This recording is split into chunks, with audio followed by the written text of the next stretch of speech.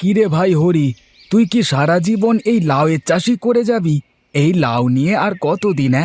লাউ ছেড়ে একটু অন্য চাষবাস কর, তাহলে চাষের আসল মজাটা পাবি। আরে গোপালদা, কি যে বলো তুমি! লাউ চাষ হলো লাভের চাষ। তাছাড়া যাই চাষ করতে যাই না কেন, তাতেই অনেক অনেক টাকা লাগে। আর এইদিকে আমি ফ্রিতে লাউয়ের বীজও পেয়ে যাই। আবার এইদিকে বাড়তি কোনো খরচও নেই। তাহলে আমি কেন অন্য জিনিস চাষ করতে যাব বলো দেখি?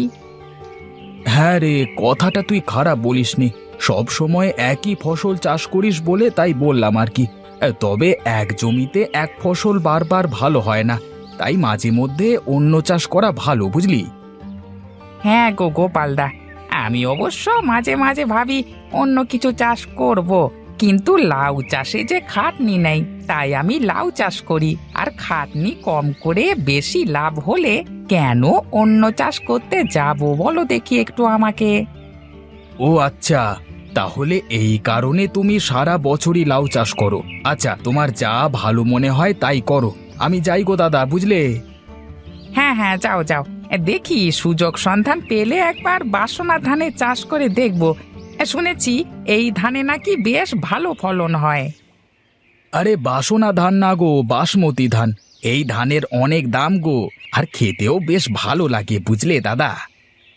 হ্যাঁ গো গোপালদা, তাহলে এবার লাউ উঠিয়ে বাসমতি ধানের চাষ করব ভাবছি।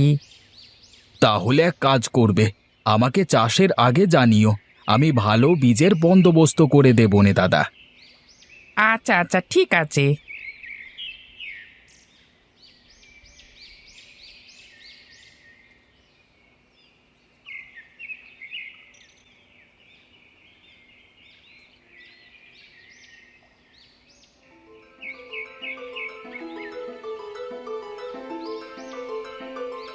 কি গো গিন্নি, এখানে বসে বসে কি করো?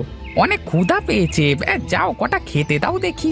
খেয়ে দে বাজারে যেতে হবে লাউ নিয়ে। বেলা হলে আর ভালো দাম পাবো না তো। আচ্ছা আচ্ছা, যাচ্ছি গো যাচ্ছি।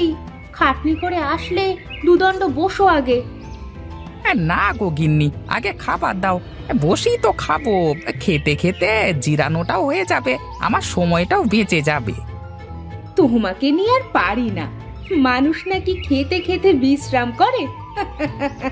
এসো ঘরে এসো, খাবে চলো। আচ্ছা ঠিক আছে, তুমি ভাতগুলো বাড়ো, আমি হাত মুখ ধুয়ে আসি, কেমন? আচ্ছা ঠিক আছে, যাও।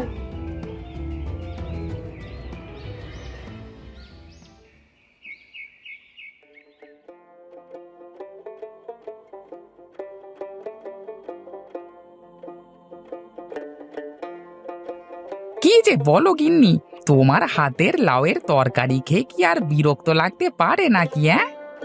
তাও যতই ভালো হোক, তাই বলে প্রতিদিন এক খাবার আমার আর ভালো লাগছে না গো। একটু অন্য কিছু চাষ করো। কি আর করব বলো, আমার চাষই তো এই লাউ। এটা চাষ করেই তো বেঁচে আছি। অন্য চাষে কি আর এত শান্তি আছে নাকি? অন্য চাষে অনেক খাটনি। হ্যাঁ তা তো হবেই। আমার এই লাউ রান্না করতে ভালো লাগে না, কাল থেকে লাউ রান্না বন্ধ। তুমি আমার মনে কষ্ট দিলে গিন্নি, এই কষ্ট আমি কোথায় রাখি? চুপ করে খেয়ে নাও তো, যত সব ঢং। আরে রাগ করো না, এবার লাউ উঠলে তারপরে বাসমতি ধানের চাষ করব। শুনেছি বাসমতি চাল দিয়ে ভাত রান্না করলে নাকি খেতে অনেক ভালো লাগে। সত্যি তুমি বাসমতি ধানের চাষ করবে? তুমি একবার খেয়েছো? বাসমতি চালের ভাত খুব ভালো লাগে। আর জানো, এই ধানের জমির পাশ দিয়ে গেলেই সুন্দর সুবাস পাওয়া যায়। আচ্ছা আচ্ছা, ঠিক আছে গিন্নি, তাহলে তুমি থাকো। আমি তাহলে দেখি বাজার থেকে ঘুরে আসি, এসে গল্প করব তোমার সাথে, কেমন? ঠিক আছে, যাও, তাড়াতাড়ি ফিরে আসবে কিন্তু।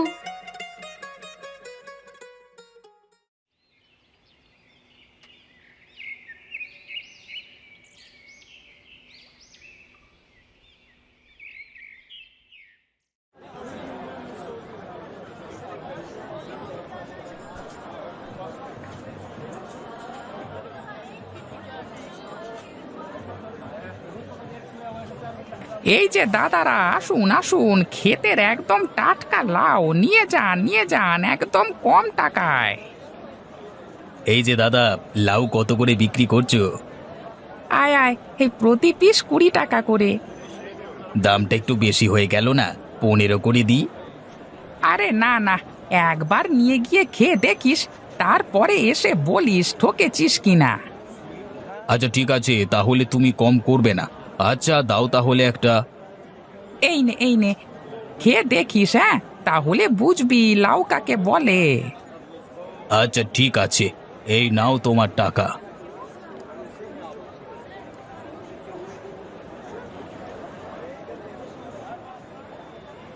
যাক, আজ ভালোই বেচা কেনা হলো।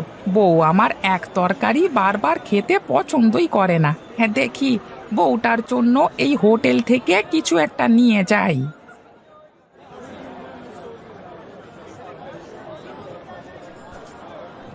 কি ব্যাপার, আপনি ভেতরে চলে এলেন কি জন্য? কেন, কি হয়েছে? আমি খাবার কিনতে এসেছি। খাবার কিনবেন ভালো কথা, বাইরে যান। দিলেন তো ভেতরটা নোংরা করে। কেন, কি হয়েছে? আমি আবার কোথায় নোংরা করলাম? আবার মুখে মুখে তর্ক করছেন? আপনাকে একটু আগে যে ওখানে দেখলাম লাউ বিক্রি করছেন, আবার এখানে ঢুকে চলে এসেছেন। বের হন, বের হন বলছি, তাড়াতাড়ি। আচ্ছা আচ্ছা, ঠিক আছে, যাচ্ছি। এখানে আসা আমার ঘাট হয়েছে। কোত্থেকে যে সব গরিব ফকির চলে আসে, এখানে কোথায় নামি দামি লোকেরা খেতে আসে, আর ও কোত্থেকে নোংরা কাপড় পরে ভেতরে চলে এসেছে। এটা হচ্ছে বড় লোকেদের জন্য, বুঝলে? বলছি সুরেশ দা, ও তো কোনো ফকির না, ও আমাদের গ্রামের কালু, লাউয়ের চাষের কাজ করে।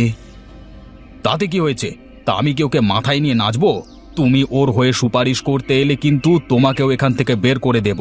কাজের জন্য রেখেছি বলে মাথায় উঠে পড়ো না। আপনি কিন্তু একটু বেশি বলছেন।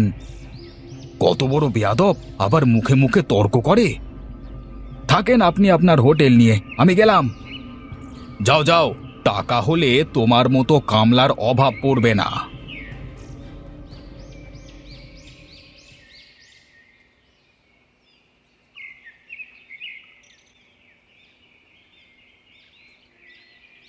কিরে হরি, বাজার করে বাড়িতে ফিরলি মনে হচ্ছে।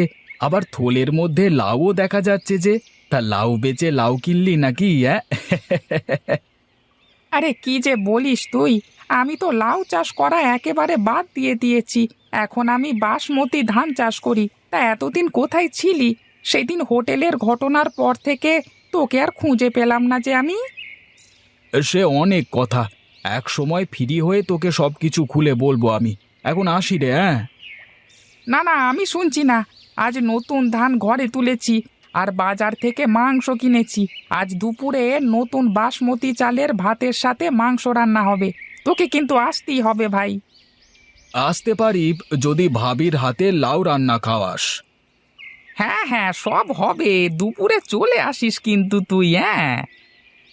আচ্ছা আচ্ছা, আসবো আসবো।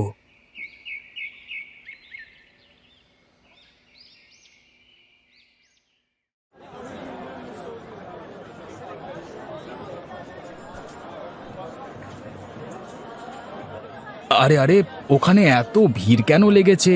যাই তো গিয়ে দেখি। আরে দাদা, এই নীল চিংড়ি কত করে দিচ্ছ বলো তো? 200 টাকা কিলো দাদা, কয় কিলো দেব? দাও দাও, আমাকে 1 কিলো দাও দেখি।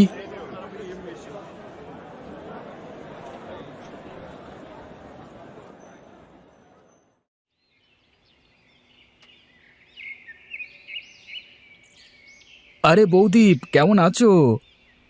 আরে গোপাল দাদা যে, এসো এসো, বসো। কেমন আছো তুমি? হ্যাঁ হ্যাঁ, ভালো আছি। যাক, ভালোই করেছিস এসেছিস। ভাত মাংস রান্না প্রায় শেষ, এরপরই লাউ রান্না করলি হয়ে যাবে। আরে না রে না, আমি এখন খাওয়ার জন্য আসিনি। এই নাও বৌদি, বাজার থেকে নীল চিংড়ি কিনে এনেছি। ভালো করে জমিয়ে লাউ দিয়ে রান্না করো তো। তুই আবার কেন এসব করতে গেলি বলতো? ভালো করেছি। তুই আমার সাথে পুকুর পাড়ে চল দেখি, তোর সাথে অনেক কথা আছে। গিন্নি, তুমি রান্না করো, হ্যাঁ, আমি আসছি একটু। আচ্ছা ঠিক আছে ঠিক আছে, যাও, তবে তাড়াতাড়ি আসবে, আমার আর 1 ঘন্টা লাগবে। আচ্ছা ঠিক আছে গো।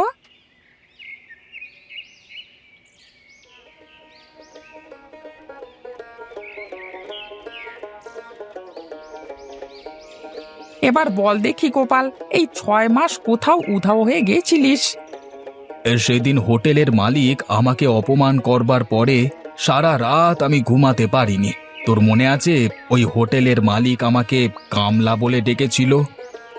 আরে ব্যাপারটা তো আমারও খুব খারাপ লেগেছিল, কিন্তু এর সাথে তোর 6 মাস নিখোঁজ হয়ে যাওয়ার সম্পর্কটা আমি ঠিক বুঝলাম না তো। আমি শহরে গেছিলাম, 6 মাস চাকরি করে অনেকগুলো টাকা গুছিয়েছি। এখন ভাবছি ওর হোটেলের পাশে একটা হোটেল দেব, যাতে ওর ব্যবসা বন্ধ করতে পারি। কিন্তু ওর ব্যবসা কি করে বন্ধ করবি? নতুন হোটেল কি ঠিকঠাক চলবে? আমি সব বন্দোবস্ত করে ফেলেছি, যদি তুমি আমার সাথে থাকো তাহলেই হবে। আমি একা একা তো আর হোটেল সামলাতে পারবো না। তা না হয় থাকলাম, কিন্তু কোনো কিন্তু নয়, আমার সব বুদ্ধি হয়ে গেছে, এখন শুধু একটা ভালো রাঁধুনি খুঁজতে হবে। আচ্ছা, এই এলাকায় রাঁধুনির কোনো অভাব নেই। এই চল চল, দুজনে খেয়ে দে, তারপরে রাঁধুনির সন্ধানে বের হব। আচ্ছা ঠিক আছে, চল যাই।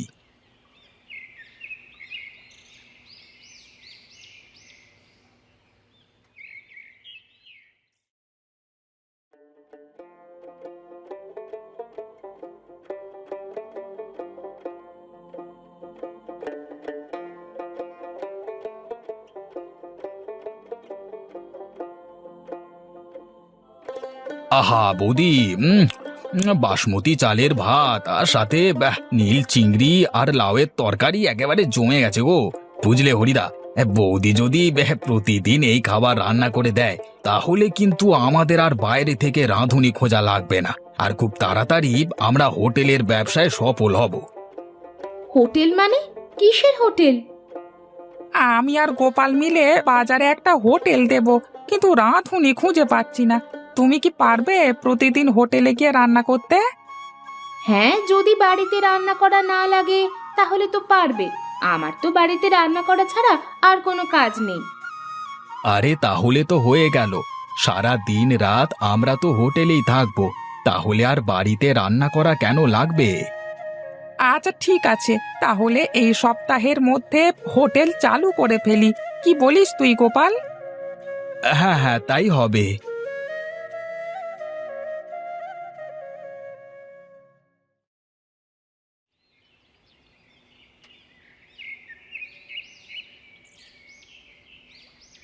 হায় হায় হায় হায়, এ আমার কি হতে কি হলো গো!